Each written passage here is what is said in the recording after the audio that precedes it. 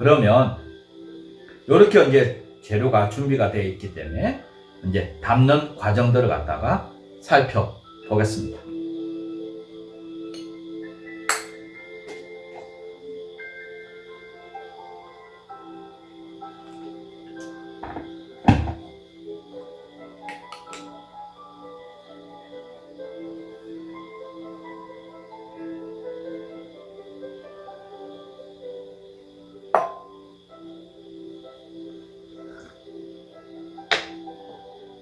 첫 번째, 삼채는 깨끗이 씻어 물기를 말린다. 두 번째, 분량의 설탕 중 60%인 600g을 일부 용기 바닥에 약 1cm 두께로 붓는다. 세 번째, 삼채의 물기가 완전히 마른 삼채를 칼로 약 1cm에서 2cm 가량을 썰어서 준비를 한다.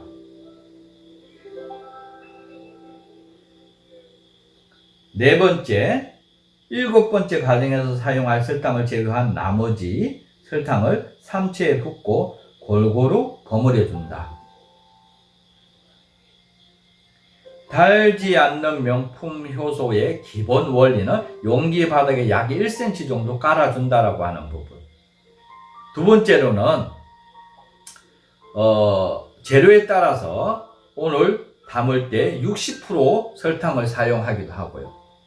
또한 50% 사용할 재료가 따로 있습니다. 흰 설탕을 쓰는 경우 대부분 보게 되면 50%, 재료의 50%를 오늘 담는데 사용한다고 보면 될 것 같습니다.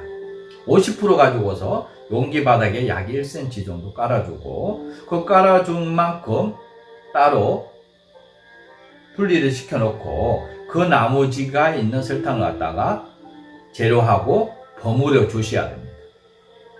그러고 나서 버무리고 난 다음에 용기 안에 70% 버무려 준 것을 담고 약 1cm 정도 설탕을 빼놓은 것을 위에 덮어줍니다.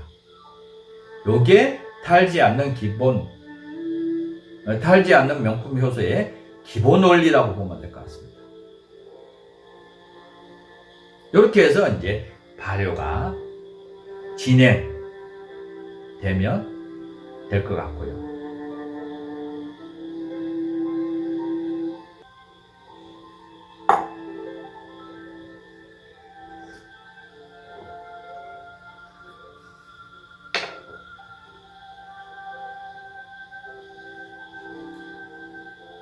다섯 번째, 설탕이 삼채에 골고루 묻어야 발효 과정에서 부패할 염려가 없기 때문에 골고루 잘 버무려 주셔야지만 부패가 되지 않습니다. 그렇기 때문에 삼투압 미미한 발효가 일어날 수 있는 환경을 만들어 주셔야 되고요. 이렇게 해서 이제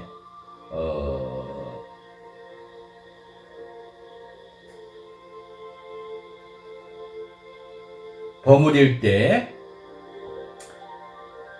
되면 삼채에서 향이 나오고 액이 스며들어 설탕하고 잘 어우러집니다. 그래서 코팅이 될 수 있게끔 해 주셔야 되고요. 그래서 그것이 이제 삼투압적 미미한 발효가 일어날 수 있는 환경을 만들어 주는 겁니다. 다시 설명한다고 하게 되면 삼채와 설탕 골고루 버무려 주셔야 되는데 너무 세게 버무리게 되면 찐득찐득한 성분이 나오게 되고 너무 약하게 하게 되면 설탕하고 잘 묻지가 않습니다. 그래서 적당히 버무려 주셔가지고 윤기가 나오고 삼채에서 액이 나와서 설탕이 녹으면서 윤기가 날 때까지 버무려 주셔야 되고요. 이렇게 해서 이제 용기 안에다가 70% 채워 주시면 됩니다. 여섯 번째, 설탕에 버무린 삼채를 용기에 70% 정도만 차게 담는다. 안녕하세요. 오늘도 역용되는 식물을 소개하도록 하겠습니다. 오늘은 고혈압을 치유하고 신장 기능을 강화하는 산사나무에 대해서 소개하도록 하겠습니다. 먼저 산사나무는 동서양을 막론하고 악기를 물리치는 수어나무로 유명하고, 우리나라와 중국에서는 잡기가 들어오지 못하도록 울타리용으로 많이 심었다고 합니다. 또한 산사나무에 대한 이야기를 하자면, 그리스 로마 시대에는 결혼식 때 신부가 머리에 쓰는 거는 산사나무를 장식하거나 아기의 료람 옆에 놓아두는 풍습이 전해져 오고, 서양에서는 산사나무를 벼락을 막아준다고 해서 호손, 5월을 대표하는 나무라 하여 메이라고 한다. 1620년 청교도들이 아메리카 신대륙을 넘어갈 때 메이플라워 호를 타고 간 것은 산사나무가 벼락을 막아 해상 재난으로부터 배를 보호해 줄 것을 기원하는 의미였다. 성경에서 나오는 아론의 지팡이를 비롯한 위대한 영웅이나 성직자가 산사나무 지팡이를 가지고 다니다가 땅에 꽂으면 뿌리가 내리고 쓱쓱이 돋았다는 전설이 있다. 중국에서는 15세기 명나라 때부터 산사나무를 식용 약용으로 애용해왔고, 중국 고시에도 산사나무가 소재로서 자주 등장한다. 또한 기름진 음식과 육식을 즐기는 중국 사람들은 산사나무 열매로 만든 음료나 통조림 설탕이나 엿을 발라 꼬치를 일로 꿰어 파는 당호로를 즐겨 먹었다고 한다. 겨울철 중국에 가면 즉석에서 당호로를 만들어 파는 상인들을 쉽게 볼 수 있고, 우리나라 일부 지방에서는 산사나무 열매로 산사죽, 산사탕, 산사병을 만들어 먹는 풍습이 전해져 내려오고 있다고 합니다. 산사나무는 장빛과 낙엽성 활엽 교목으로 중국, 러시아, 유럽, 북미 지역에 100여 종의 분포가 되어 있고, 우리나라에는 넓은 잎 산사나무, 좁은 잎 산사나무, 가재잎 산사나무, 자작잎 산사나무, 털산사나무, 미국 산사나무 등이 있다. 3에서 6cm 정도 자라고 세기처럼 갈라진 잎이 가장자리에 툇잎이 있고, 줄기에서 뻗어나온 가지 중 퇴화한 것은 날카롭고 뾰족하게 달려 가시가 있는 것처럼 보인다고 합니다.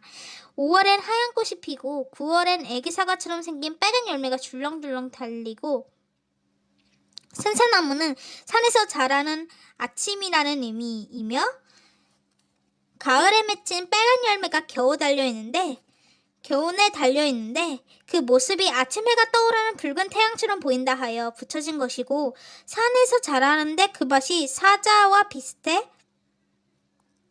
산사라 부르다가 산사가 되었다고 한다. 작은 배처럼 생겨 아가위나무 작은 공처럼 생겼다고 해서 당구자, 호젓한 산길에 붉은 열매를 달고 있다 하여 산리홍, 산조홍, 산과자, 상목로, 산사목, 산사수, 산류자, 산룰자, 산당자, 적과자, 목도자 등 다양한 이름으로 불리우고, 북한에서는 찔광이나무, 아그배나무, 찔배나무, 찔구배나무, 동배나무, 야광나무, 이강나무, 똥광나무 등으로 불린다. 산사나무는 혈액순환을 좋게 하고 콜레스테롤 수치를 떨어뜨리고 신경계통의 항공작용을 억제하고 신장 기능을 강화한다고 합니다. 장애 운동을 활발하게 하여 노화를 촉진시키기도 합니다. 산사나무는 열매 외 잎, 꽃, 장가지, 뿌리도 약재로 쓸 수 있고, 꽃은 꽃봉오리가 맺혔을 때 따서 그대로 말려 35도 술을 담가 마시거나 달여 마신다고 합니다. 산사나무 열매는 소화작용을 촉진하여 질긴 고기의 육질을 무르게 하는 성질이 있는데, 열매를 끓여 마신 물이나 가루를 넣고 육류를 재워 하루 정도 지나면 육질이 부드러워지므로 고기 전문 음식점에서 산사열매를 활용하면 좋다고 합니다.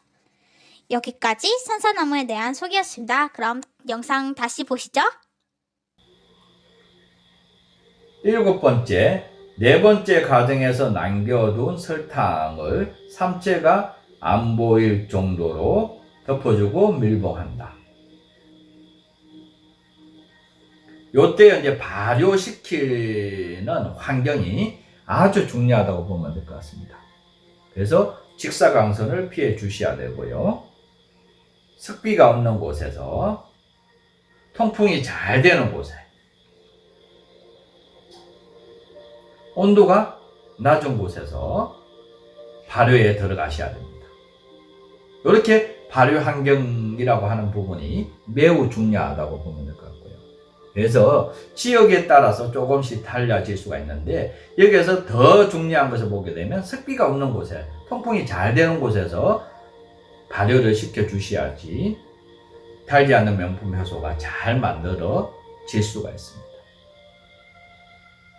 여덟 번째, 발효가 시작되면 위에 덮었던 설탕들이 점차 사라진다. 이 설탕이 30%쯤 남아있을 때 남겨둔 설탕 400g을 설탕을 2회 내지 3회 분량으로 나누어 2, 3회 걸쳐 다시 덮어주고 밀봉한다.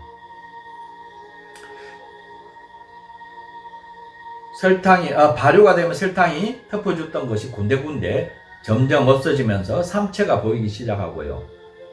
그 위에서 봤을 때 30% 정도 설탕이 남아있을 때 남겨둔 설탕을 갖다가 2, 3회 분으로 나누어서 다시 덮어주시는 것이 아주 중요하고요. 이 과정에서 속도가 일정한 속도로 유지가 된다라고 하는 부분. 이렇게 해야지만 삼투압이 잘 일어나면서 미미한 발효가 일어나게 되고, 그럼으로써 맑은 액이 나오면서 당도가 아주 낮은 효소가 만들어질 수가 있습니다. 그래서 매일같이 살펴봐 주시고 일지를 쓰시고 사진을 찍어서 체크를 해 놓으시게 되면 다음에 효소를 담을 때 삼체는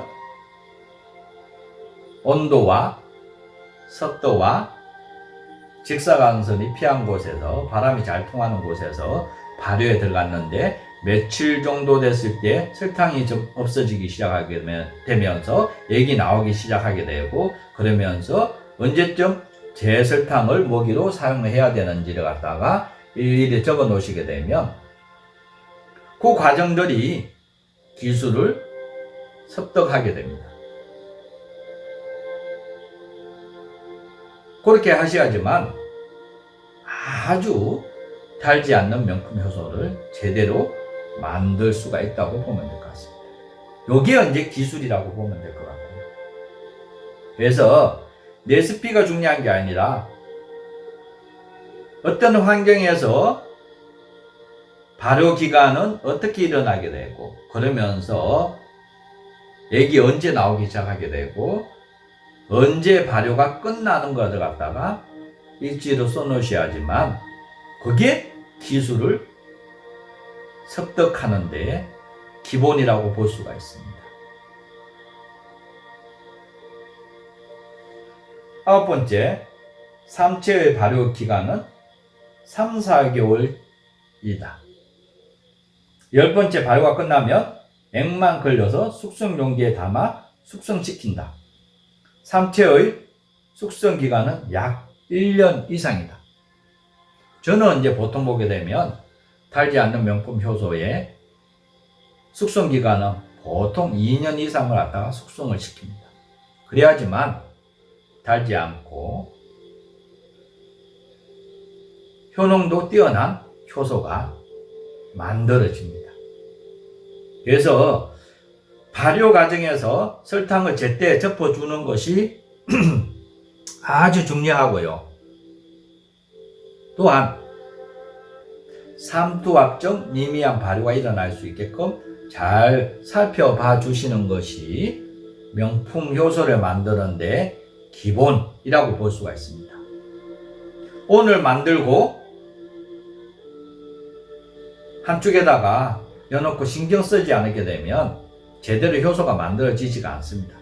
그래서 매일 일지를 쓰셔서 살펴봐 주셔야 되고, 그래야지만 정성과 손맛이라고 하는 부분이 우리 조상님들이 늘 얘기해 왔던 것들이 제대로 명품 효소로 만들어질 수 있는 과정이라고 보면 될 것 같습니다.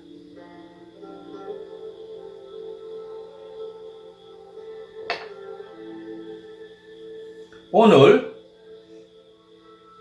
달지 않는 명품 효소 중에 삼체 효소 담는 과정들을 갖다가 살펴보았고요.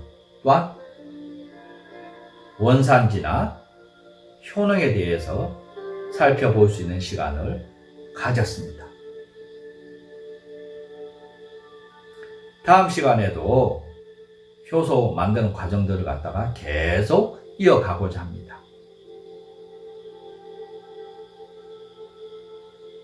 기대해 주시고 살펴봐 주셨으면 합니다. 오늘 김시안 원장이었습니다. 감사합니다.